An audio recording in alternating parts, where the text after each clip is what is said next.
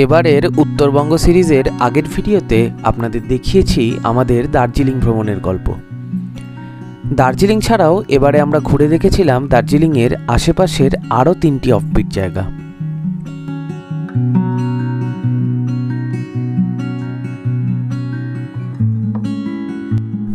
ঘুমের খুব কাছেই পাইনে ঘেরা ছোট্ট একটি গ্রাম লেপচা জগৎ।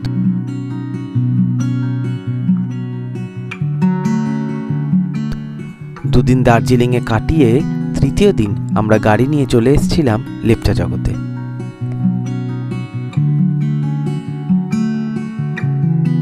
আজকের সকালের ব্রেকফাস্ট করে আমরা এখন বেরিয়ে পড়েছি হোমস্টে থেকে। এখানকার যে ভিউ পয়েন্ট আর পাইন ফরেস্ট সেটা দেখতে যাচ্ছি এখন। আর লেপচা জগতে হচ্ছে এই যে মেন যে রাস্তাটা, এই রাস্তাটার দুধারের যে জায়গাটা এটাই হচ্ছে লেপচা জগৎ। আর এই রাস্তার দুপাশে কিন্তু প্রচুর হোমস্টে আছে, প্রচুর। তো আমরা এবারে এসে উঠেছি কাঞ্চনকন্যা হোমস্টেতে। তো হোমস্টের ঘর কিন্তু খুব পরিষ্কার পরিচ্ছন্ন, আর জানলা দিয়ে কিন্তু পাহাড়ের দুর্দান্ত একটা ভিউ পাওয়া যাচ্ছে। তবে আমাদের বুকিং করতে দেরি হয়ে গিয়েছিলো বলে আমরা কাঞ্চনজঙ্ঘা ফেসিং রুমটা পাইনি, যেটা আরও ওপরে। কিন্তু আমাদের যে রুমটা আমাদের দিয়েছেন ওনারা সেটাও কিন্তু খুব সুন্দর।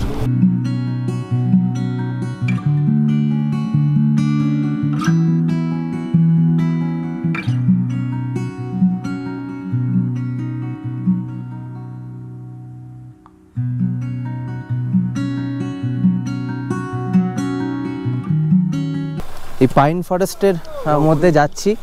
এই রাস্তার ধার থেকেই এই সুন্দর স্টেপ করা আছে, এইভাবে ওপরে উঠে যেতে হবে আস্তে আস্তে। ওপরে উঠে গেলেই কিন্তু দুর্দান্ত সুন্দর পাইন ফরেস্ট। অপূর্ব জায়গাটা, অপূর্ব। আমার পেছনে এই হচ্ছে লেপচা জগতের রাস্তা, আর তার ঠিক ওপরে এইখানে সিঁড়ি দিয়ে উঠে এলাম। এই হচ্ছে এই দিকে হচ্ছে, যদি পেছনে দেখাই, এই হচ্ছে পাইন ফরেস্ট। তো খুব সুন্দর লাগছে জায়গাটা, এত সুন্দর। গাছের ফাঁক দিয়ে মাঝে মাঝে রোদ এসে পড়ছে, দারুণ লাগছে কিন্তু, অপূর্ব।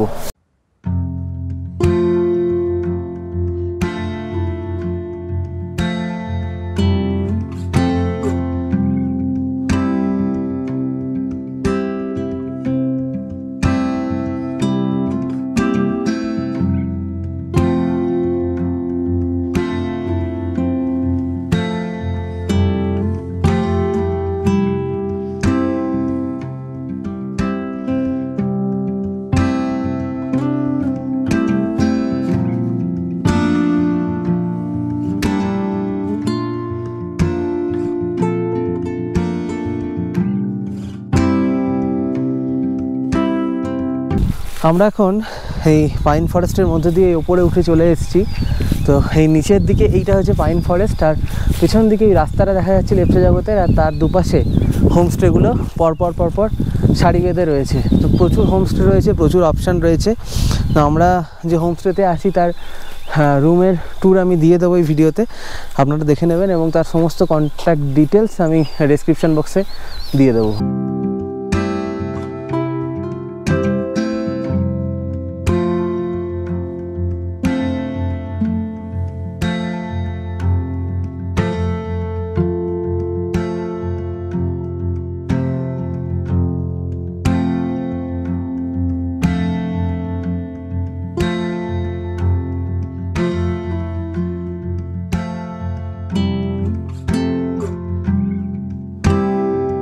আমরা এখন যাচ্ছি এই ভিউ পয়েন্টের দিকে, আরও ওপরে। তো ভিউ পয়েন্টে যাওয়ার জন্য 20 টাকা করে টিকিট লাগে। হ্যাঁ, আমাদের এক একজনের 20 টাকা করে লাগলো। টোটাল 4 জনে 4 দুগুণে 80 টাকা টিকিট লাগলো। তো টিকিট কেটে আপনাদের কিন্তু ভিউ পয়েন্টে ওপরের দিকে যেতে হবে। জায়গাটা খুব সুন্দর। এই ওপর দিকেও পাইন ফরেস্টের জঙ্গল রয়েছে, আর তার সাথে একটা খুব সুন্দর ভিউ পয়েন্ট রয়েছে, যেখান থেকে মেঘমুক্ত পরিষ্কার দিনে আপনি কিন্তু কাঞ্চনজঙ্ঘা পরিষ্কার দেখতে পাবেন। জানি না আজকে দেখা যাবে কি না, কারণ এখন আকাশে মেঘ করে আছে। কিন্তু যদি আকাশ পরিষ্কার থাকতো তাহলে হয়তো দেখার কিন্তু একটা প্রবল সম্ভাবনা ছিল।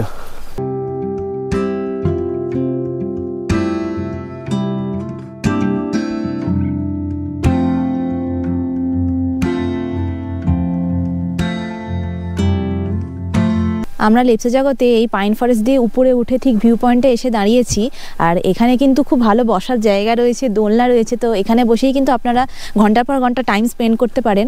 আর এই যে সামনে এইখানে কিন্তু আপনারা যদি আকাশ পরিষ্কার থাকে পুরো কাঞ্চনজঙ্ঘার ভিউ পেতে পারেন, কিন্তু আজকে আনফর্চুনেটলি আজকে কুয়াশা এবং মেঘে ঢাকা, সেই জন্য আমরা কাঞ্চনজঙ্ঘার ভিউ পাচ্ছি না।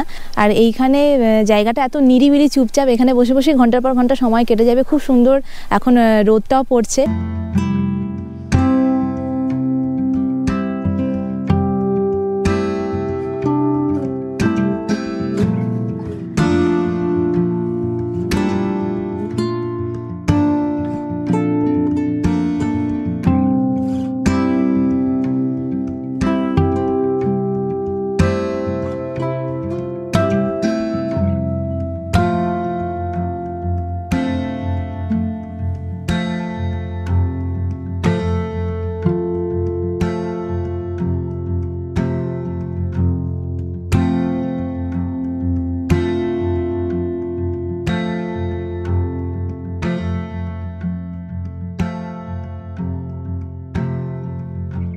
মোটামুটি ওই নভেম্বরের মাঝ থেকে ডিসেম্বরের শেষ অবধি কিন্তু কাঞ্চনজঙ্ঘা ভালো দেখা যায়, আকাশ পরিষ্কার থাকে, সেই সময় মেঘ খুব একটা থাকে না। তো ওই সময়টা আপনারা যদি চুজ করেন তো ওই সময়টা কিন্তু আপনারা ভালো ভিউ পেতে পারেন।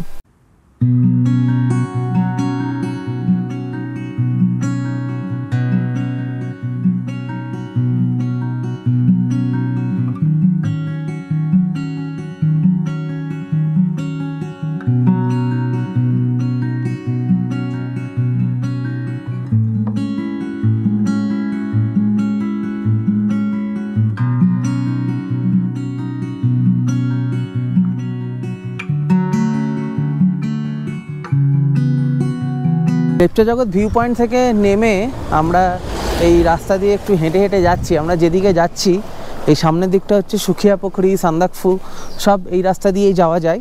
তো এখান থেকে সুখিয়া পুকুরির ডিস্টেন্স খুব কম, মানে লেপচা জগৎ থেকে কতক্ষণ লাগে দেখাচ্ছিল? 10-15 মিনিট লাগে সুখিয়া পুকুরি।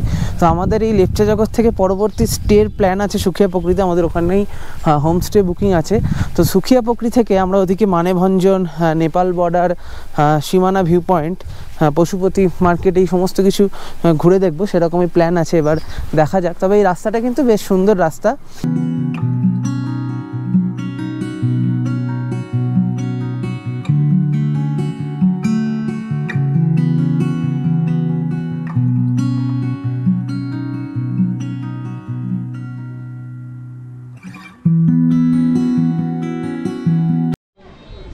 কি বলছো? ওকে ডাকলা হলো, চলে এলো। কেমন করে ডাকলাম? কি করলাম, চলে এলো। বসেও বললো আদর খেতে।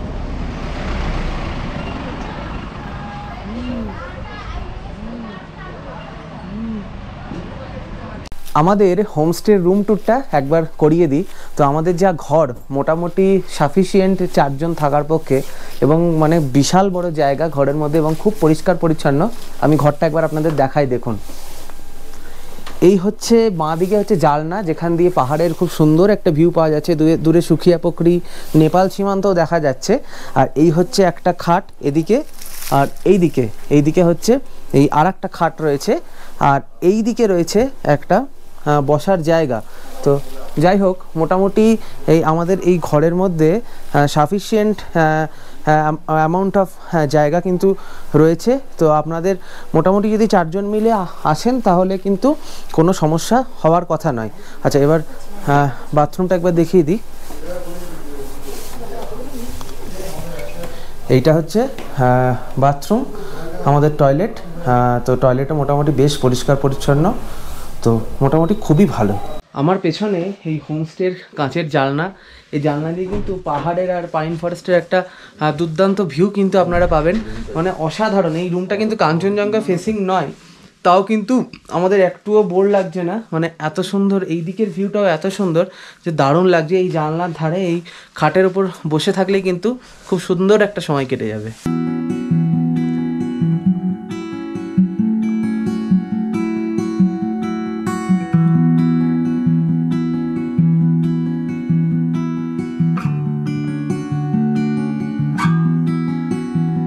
আমরা লাঞ্চ করছিলাম, লাঞ্চ করতে করতে হঠাৎ করে পুরো মানে জোরে বৃষ্টি নেমে গেল। এখনও মানে বৃষ্টি হচ্ছে, আপনারা আশা করছি দেখতে পাচ্ছেন, ক্যামেরাতে কতটুকু আসছে জানি না। আর বৃষ্টির সাথে সাথে তো শিলও পড়ছে, যেন মনে হচ্ছে বরফ পড়ছে। পুরো এই জায়গাটা কাছে পুরো এই জায়গাটা কিন্তু সাদা হয়ে গেছে, মনে হচ্ছে যেন ঠিক বরফ পড়েছে, আসলে এগুলো শিল পড়েছে। ওই দূরে পাহাড়ে কিন্তু পুরো একটা কমলা আভা দেখা যাচ্ছে। আর তার মানে আমার মনে হচ্ছে যতটুকু সম্ভব যে বৃষ্টিটা হচ্ছে না, ওই জন্য মেঘটা পরিষ্কার হয়ে যাচ্ছে। তো মেঘটা পরিষ্কার হলে কাঞ্চনজঙ্ঘা দেখার সম্ভাবনাও কিন্তু বেড়ে যাবে।